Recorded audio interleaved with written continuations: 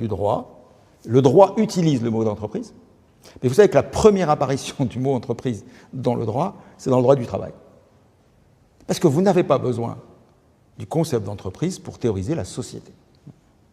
La vieille societas romaine, réinsérée dans le Code civil français, et qui deviendra la société sous une forme plus moderne, avec la société anonyme, c'est-à-dire le fait que les actionnaires n'auront qu'une responsabilité limitée.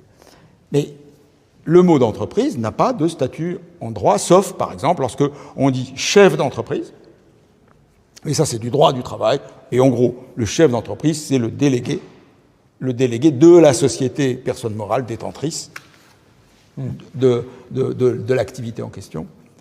Et c'est à ce titre qu'il est chef d'entreprise. Il n'est pas chef des autres actionnaires.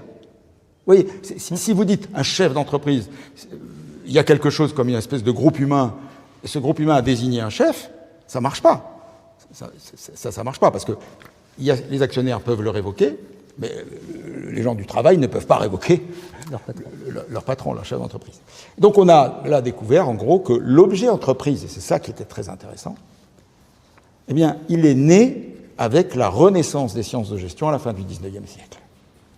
C'est pour ça qu'on l'appellera l'entreprise moderne, dans notre jargon. On dira entreprise moderne, parce que c'est les fameux penseurs, Fayol, Henry pour les Français, Taylor, mais aussi Mary Parker Follett, mais aussi Wharton, James Wharton, qui crée... C'est toute une série, une élite technique, professionnelle, qui, elle, est en train de rethéoriser ce qui était avant les anciennes manufactures, où en gros on voyait un patron détenteur de propriétaires et qui faisait tourner des ouvriers dans une manufacture, mais ça c'est déjà presque en train de disparaître à la fin du XVIIIe siècle. Et tout d'un coup on se retrouve par exemple, pensez simplement, 1822, la création de la première compagnie de chemin de fer, et vous voyez que la première compagnie de chemin de fer, vous avez un être institutionnel.